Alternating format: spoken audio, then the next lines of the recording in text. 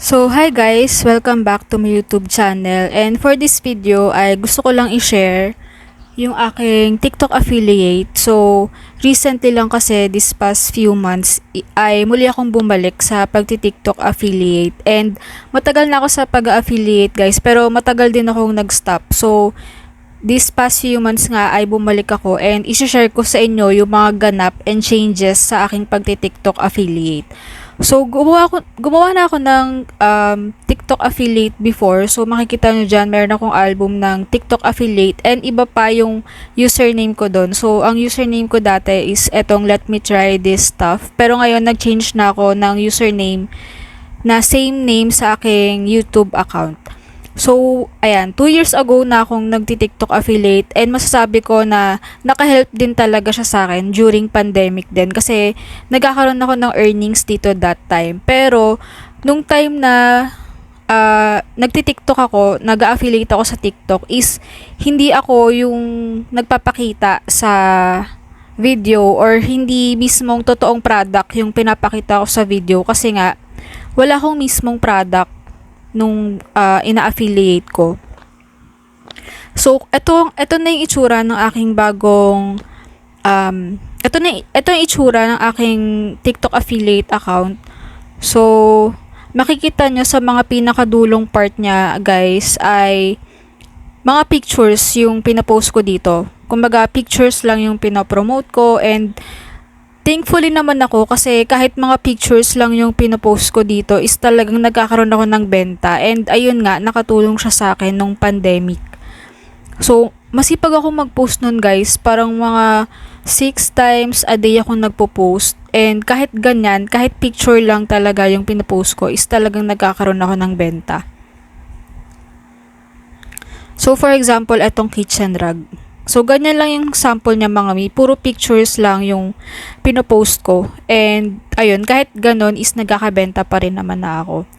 So, ayun nga, parang months pass or years pass, nag-stop ako dito mga mi. Kasi, parang medyo humina yung benta. Kasi, that time is marami na ding nagti-TikTok affiliate. And, mas mas expressive sila. Kumbaga talagang direct selling sila na meron silang hands-on product, ganyan. So, ako kasi wala. So, feeling ko yun din yung way kaya humina ako dito sa TikTok affiliate. Pero, hindi ko siya dinilit mga guys. So, andun pa rin siya.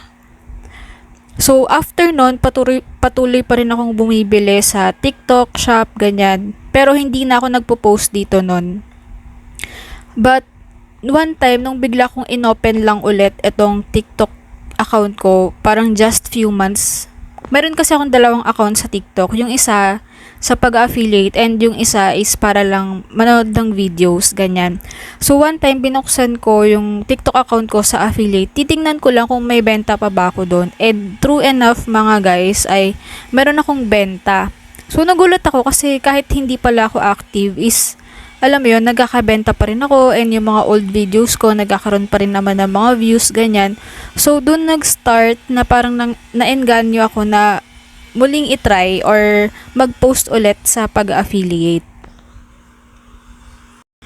So, after nun mga mi, since nung nag-decide na nga ako na parang gusto kong bumalik sa pag-affiliate is ang dami ko ng hands-on product na meron ako. So, kasi nga ang tagal kong nag-stop. And kahit nag-stop ako sa pagpo-post sa TikTok is dun pa rin ako bumibili ng mga items na kailangan ko. So, yun yung ginamit ko mga guys na pang promote dun sa aking pag-affiliate. So, makikita nyo dito, eto, nagsimula ako dito sa 5 tire with lock na drawer. So, dito nag-start akong mag-affiliate and mapapansin nyo talagang nagbongga yung views niya dyan sa dalawang part na yan. And dun ako naengganyo lalo. And dyan sa views na yan mga mi is nagkaroon ako ng benta sa dalawang yan. Kaya mas lalo pa akong naengganyo talaga. So ayun na, lahat na ng inisa-isa ko na lahat ng products na meron ako. So pwede nyong gawin lahat to mga mi na pwede nyong ulit-uliting i-promote yung product na meron kayo para lang at least 'di ba magkaroon pa rin kayo ng benta dun per video. So, ang ginawa ko mga mi is pinost ko. Dito, nung mga unang post ko dito ay hindi pa ako nagsasalita. More on pictures lang din. Pero at more on video na to mga mi, hindi na pictures kasi meron na nga akong hands-on product. So, binivideo ko lang. Ayan, binivideo ko lang yung item or yung product na meron ako. Nagkaroon ako ng benta dito mga mi. And dun nga nag-start na parang na-engage ko na why not ituloy. So ayan, tas meron na din ako mga anik-anik na pagkain na pag nag-crave ako ng something, binibili ko din dito sa TikTok. So ayun, binidyo ko na rin. As in lahat ng item na meron ako na binili ko dito sa TikTok is ginawan ko na siya ng video. Ayan, mga cleansing water, lahat. Ito mga isa to sa mga nag-viral na video sa akin. Halos everyday nagkakaroon ako ng benta dito. And hindi ko akalain na magte-trending siya kasi pinost ko siya parang around March and nag-viral lang siya parang 2 months after. March, April, May, yan, mga May ganon. Nag-boom talaga siya na halos everyday. Talagang meron akong benta dyan. Kaya sobrang thankful ako dito sa product na to. Tapos ayan, nag-start na din ako magpakita kasi naisip ko sa YouTube is nagpapakita naman na din na ako. So why not sa TikTok na din para mas ma-promote ko ng maayos yung product na gusto kong ibenta.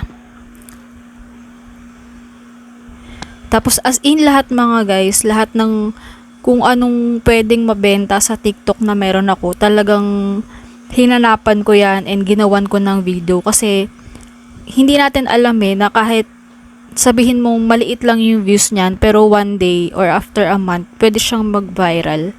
So wala namang masama, 'di ba? So bakit hindi natin i-try? Aside dun guys, meron akong time na talagang sobrang eager kong mag-post dito sa TikTok affiliate. And dumating sa point na nanonood na din ako ng tutorials kung paano ayusin yung video kasi medyo same sila ng YouTube na kailangan searchable siya.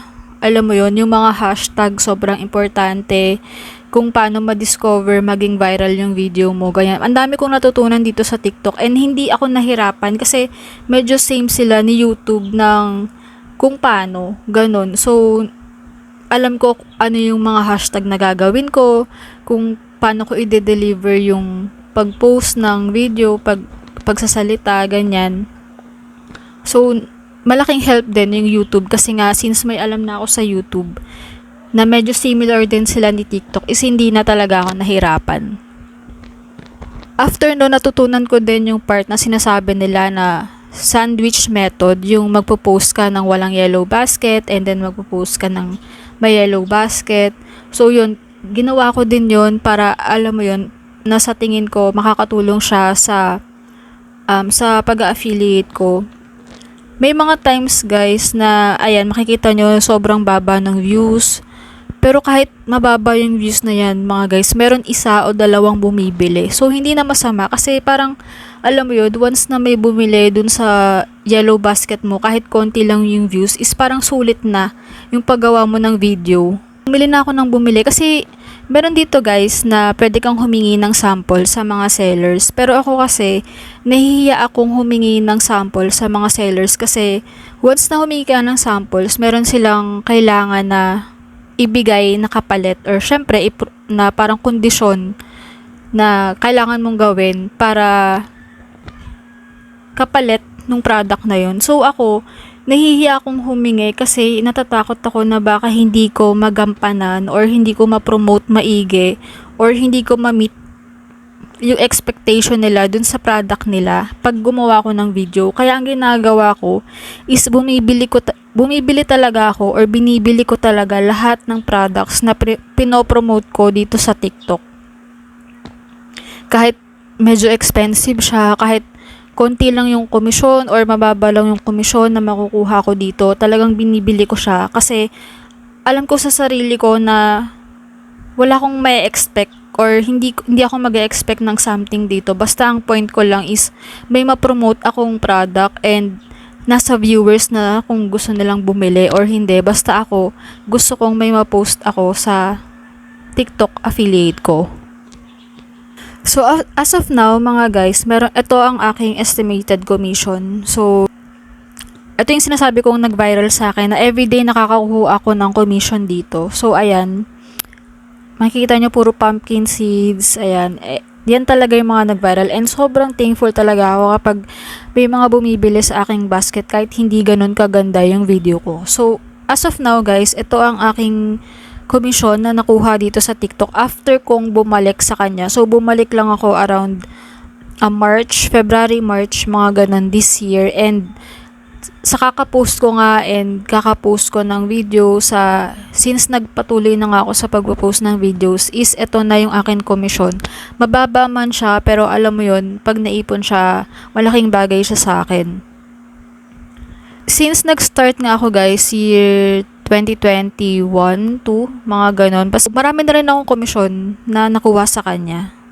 So, pinost ko dito yung mga komisyon ko before. So, ito yung komisyon ko this past few months nga nung muli akong bumalik sa kanya. Pero, may mga na-post na akong komisyon before pa and sobrang thankful talaga ako dun kasi talagang sobrang laking bagay na itong pag-affiliate sa akin. Kaya ngayon guys, talagang hindi ko na siya hihintuan as long as meron akong product na galing sa kanila. Meron akong itong ready to post na TikTok. So, ito na yung mga videos na ready na akong i-post sa TikTok. So, lagi akong prepared if ever kasi gusto kong may ma-post akong everyday. Hindi man ako yung sinasabi nilang power posting na parang 5 to 6 videos a day kasi hindi ko kaya yun mga mi dahil alam mo yun, hindi pa ako ganun ka-expert sa pag-affiliate. More on voice-over lang talaga ako. Tapos ng aking, naglagay na rin ako ng konting description and then nilink ko yung aking YouTube channel and yung paglilink ko sa aking YouTube channel dito mga miss, medyo malaking factor din siya kasi nag-gain ako ng subscribers dahil sa paglilink ko dito. So, maraming salamat sa mga nag-subscribe sa akin galing dito sa TikTok sa aking YouTube channel. So, ngayon, ito pa lang ang status ng aking pag-affiliate. Makikita nyo mga guys na less than hundreds yung mga views ko kasi hindi pa, parang small affiliate pa lang ako eh. Yan, makikita nyo. Minsan gumagamit ako ng TikTok promote pag alam kong medyo gandang-ganda ako dun sa video ko or dun sa product. Pero most of the time, hinahayaan ko na siya kahit small views lang siya kasi sabi nga nila after 1 month or 2 months pwedeng mag-viral. So, ayun lang guys and thank you for watching.